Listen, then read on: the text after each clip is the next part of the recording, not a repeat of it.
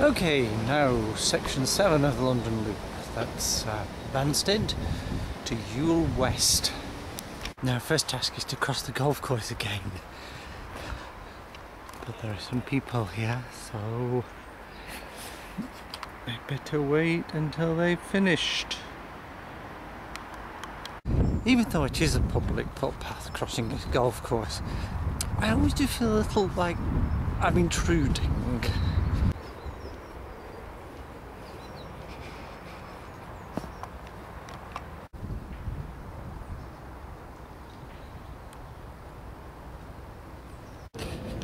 This section I'm on is only a short section, 3 miles long, but it's also one of the least greenest. So it's a lot of sort of suburban walking. Makes a difference.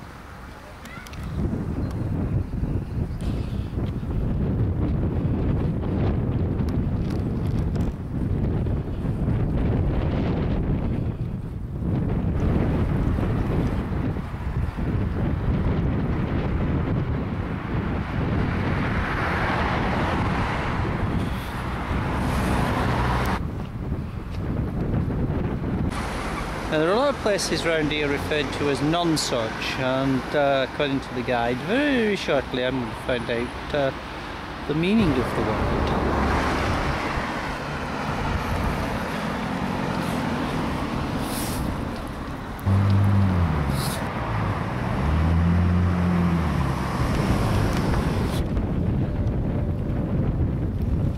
Now, leaving suburbia. See.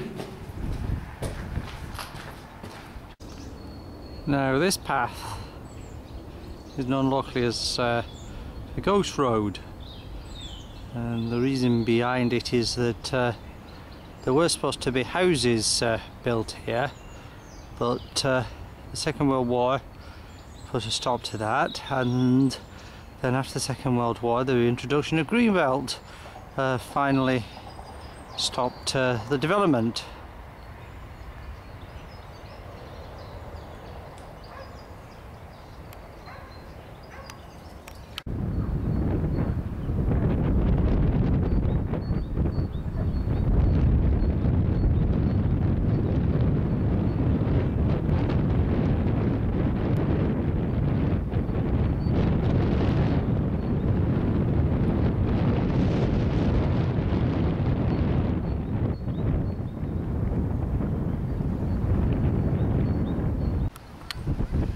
This mansion house dates from the late 18th or early 19th century, and was worked on by John Wyatt, who was responsible for part of the work at Windsor Castle.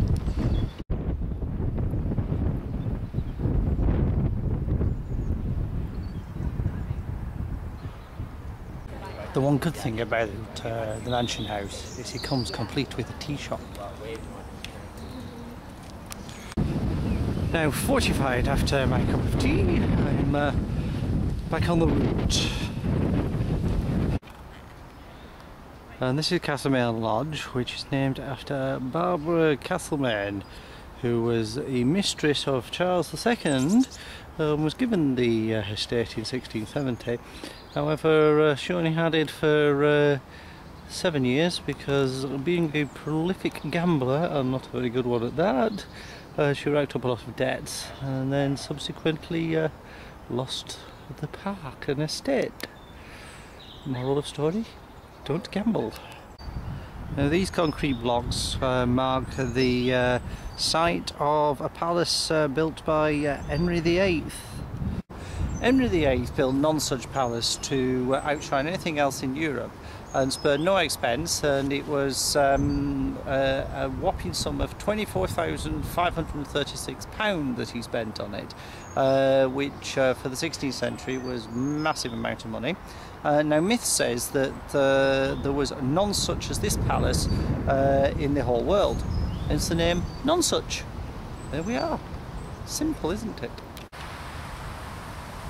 Now this is the remains of Henry's banqueting house, which was built in 1540 and used to watch sports such as deer hunting, etc, etc. Now the word banqueting in the 16th century actually meant light refreshment, unlike it does today, of course. Now I seem to have run out of loop signs, and we have a lot of paths to choose from. Now hopefully, if the map is correct, it should be this way. I was right, there's the sign at the other end.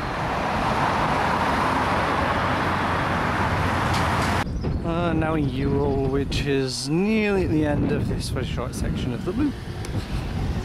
And here we go through Bournehall Park.